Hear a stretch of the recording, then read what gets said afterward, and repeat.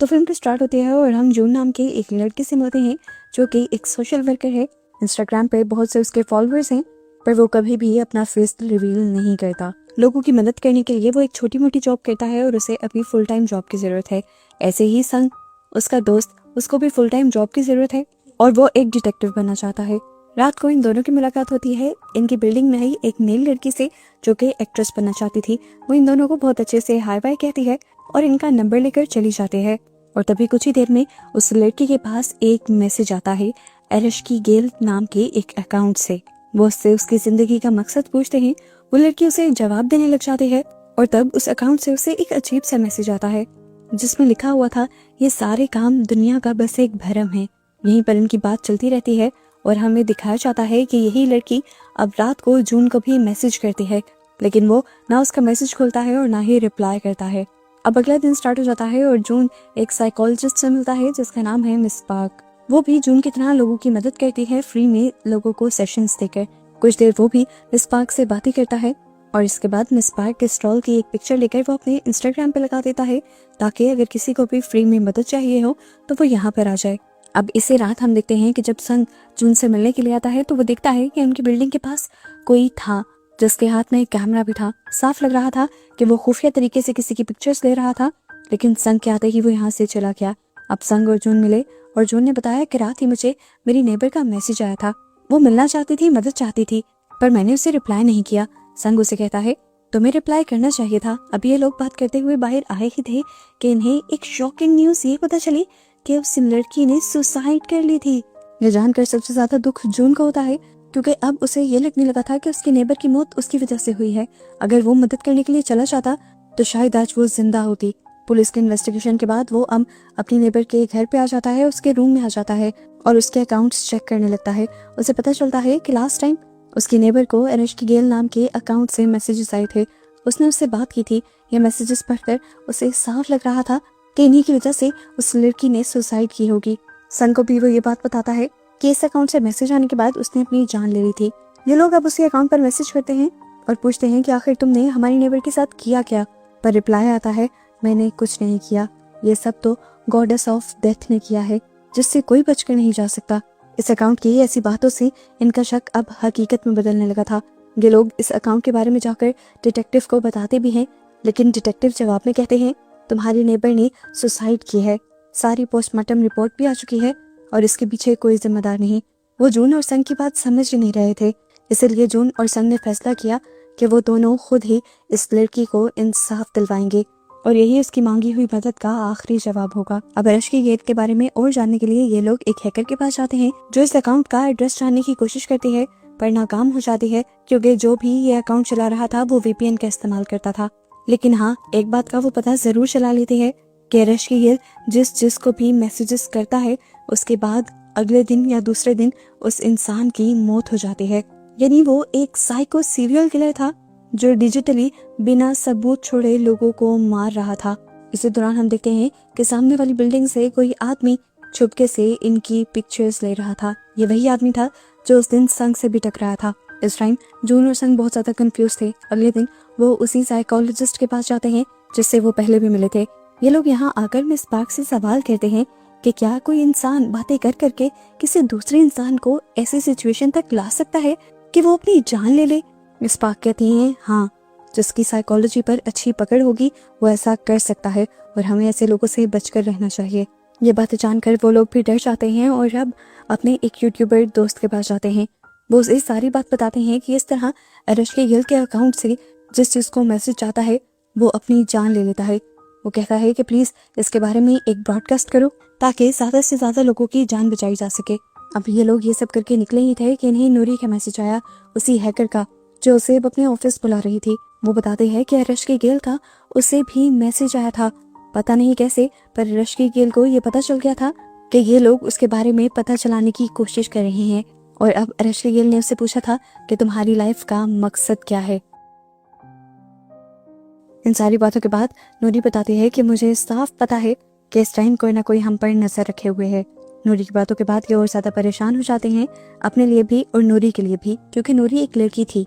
खैर, ये लोग जब बाहर जाते हैं तो देखते हैं कि सामने वाली बिल्डिंग के ऊपर एक लड़का अभी भी इनकी तस्वीरें ले रहा था।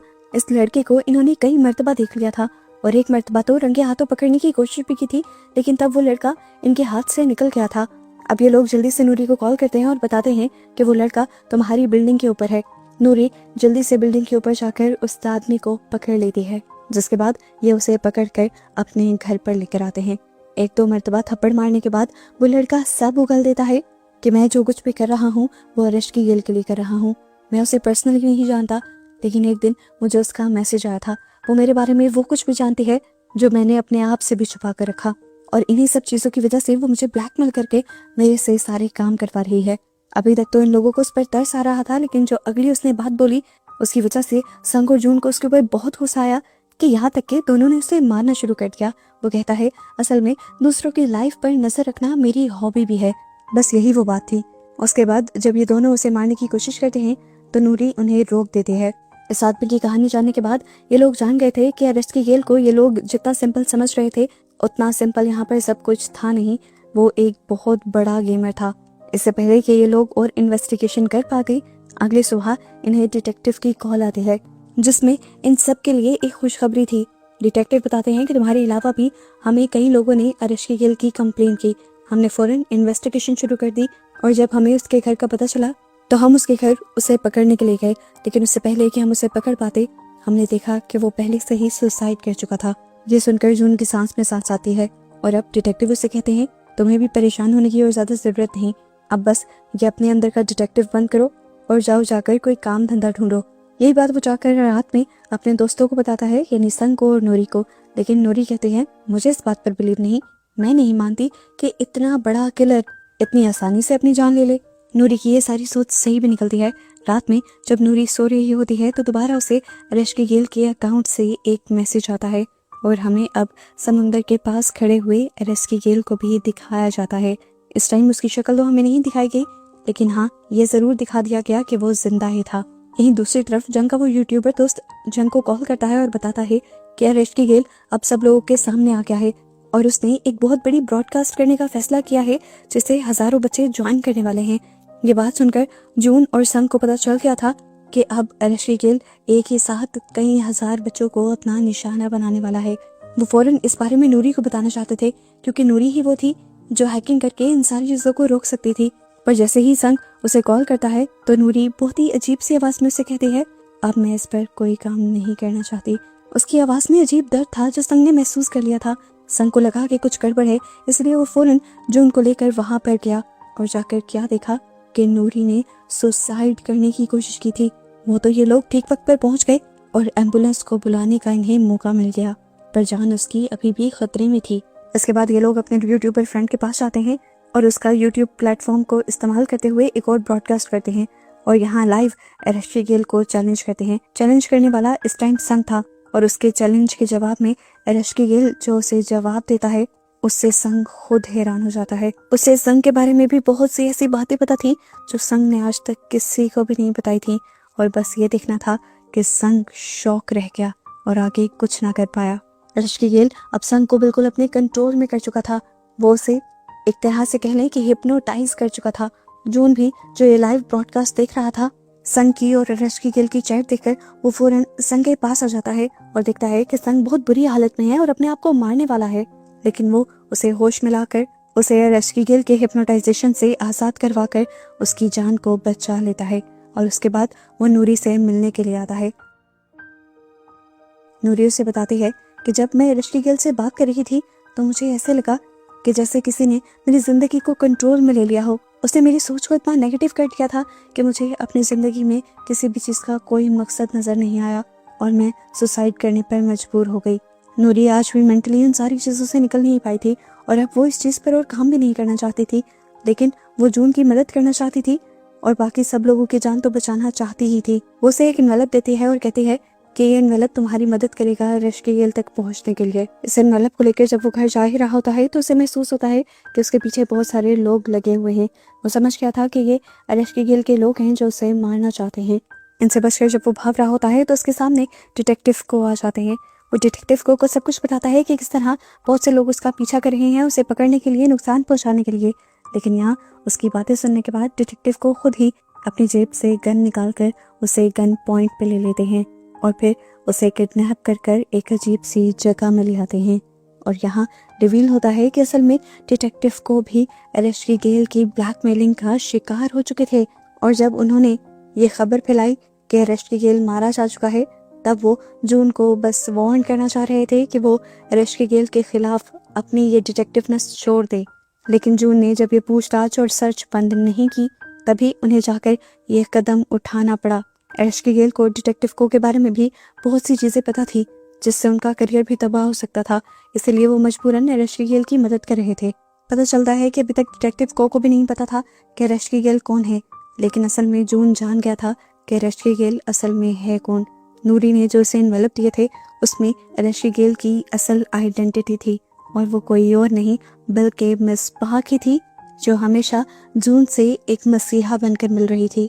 इससे पहले कि जून उससे कोई सवाल करता, मिसबाह खुद ही बोलना शुरू करती है और कहती है, याद है आज से 3 साल पहले तुमने एक रेस्टोरेंट के बारे में गलत फीडबैक दिया था। एक रेस्टोरेंट का खाना तुम्हें खराब लगा था और फिर तुम्हें पता है इसके नतीजे में क्या हुआ था? हजारों लोग तुम्हें फॉलो करते थे। तुम्हारी वजह से सबने उस होटल को बुरा कहा और फौरन उसके ऊपर इन्वेस्टिगेशन शुरू हो गई। पता चला कि इस रेस्टोरेंट में आने वाला रॉ फूड ही खराब था और वो रॉ फूड जिस कंपनी से आया करता था, मेरे डैड वहाँ के सीईओ थे। उस कंपनी के बारे में फिर लोगों ने बहुत ज्यादा खराब बातें बनाई। वो कंपनी बंद हो गई और मेरे डैड ने सुसाइड कर ली और वो सब सिर्फ और सिर्फ तुम्हारी वजह से हुआ था। वो कहती है, उस दिन जिस दिन मेरे डैड मरे थे, उसी दिन मैंने ठान लिया था कि मैं तुमसे अपना बदला लूंगी, लेकिन मैं तुम्हें जान से मारना नहीं चाहती थी। मैं चाहती थी कि तुम तड़प तड़प कर मरो। इसीलिए मैंने तुम्हारे इर्द गिर्द का माहौल ऐसा बना दिया कि तुम्हें कुछ अच्छा लगे ही ना। तुम चारों तरफ देखो तो तुम्हें मौत की खबरें मिले और इस सब के लिए मैंने एक एरेस्टी गेल नाम से अकाउंट बनाया तुम्हारे आसपास के लोगों के लिए। मैं तुम्हारे आसपास के लोग, तुम्हारे दोस्तों से उस अकाउंट से बातें करने लगी। वहाँ पर मैं एक म्यूजिक चलाती थी जिससे तुम्हारे दोस्त हिप्नोटाइज होकर पूरी तरह मेरे बातों में आ जाते थे और फिर मैं उनके जहन में इतनी नेगेटिव थॉट्स डाल देती थी कि वो मरने पर मजबूर हो जाते थे। और सिर्फ एक इंसान से बदला लेने के लिए उस साइको ने इतने सारे लोगों की जान ले ली। अब जून उससे सवाल करता है कि तुमने मुझसे बदला लेने के लिए कितने मासूमों की जान ले ली और तुम्हें क्या लगता है ये सब कर कर तुम्हें इंसाफ मिल गया? वो कहती है, पता नहीं, लेकिन देखो तुमने मुझे एक इंसान से एक मॉन्स्टर बना दिया और मैंने कितने मासूम लोगों की जान ले ली। ये सुनकर जून अपना सर झुका लेता है और फिर उससे उसके किए की माफी मांगता है। वो कहता है, मुझे नहीं पता था कि तुम्हारे डैड मेरे एक छोटे से कदम की वजह से इतना बड़ा कदम उठा लेंगे, अपनी जान ही ले लेंगे। अगर मुझे पता होता तो मैं ऐसा कभी ना करता। मैंने तो जो किया था वो सभी लोगों की भलाई सोचकर किया था। मुझे लगा था कि कंपनी अपना म्यार ठीक कर लेगी और सब कुछ ठीक हो जाएगा, पर यहाँ तो सब उलट हो गया। जून उससे कहता है, अब तो जो हो गया सो हो गया, तो मुझे मार दो और ये सब कुछ खत्म कर दो। पर मिसबाह कहती है, अभी नहीं। वो यहाँ पर किसी को मैसेज करती है और जून को बताती है कि अब तुम्हारे दोस्त संग की भी जान खतरे में है। दूसरी तरफ दिखाया जाता है कि संग को मारने के लिए बहुत सारे लोग वहां पहुंच जाते हैं। वो संग को मार मार कर जख्मी भी कर देते हैं, लेकिन इससे पहले कि वो उसकी जान ले लेते, नूरी यहाँ पर आकर उसकी जान बचा लेती है। और यहाँ हमें पता चलता है कि वो एक हैकर होने के साथ साथ बहुत अच्छी फाइटर भी थी। जबकि दूसरी तरफ एरेस्टी गेल यानी मिसबाह दोबारा से एक ब्रॉडकास्ट करने वाली थी जिसके जरिए वो अभी भी बहुत से लोगों को मारने का प्लान कर रही थी। लेकिन यहाँ जून आकर उसे रोकता है और कहता है, ऐसा मत करो, लेकिन वो रुकती नहीं।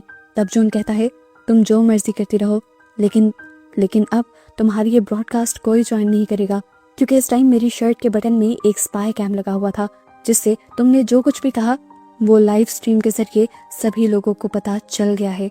तुम्हारी हकीकत अब खुल चुकी है। जैसे ही उसे समझ आता है कि अब मेरा खेल खत्म हो गया, तो वो अपनी जान लेने की कोशिश करती है और जहाँ पर खड़ी होती है वहीं से जंप कर देती है।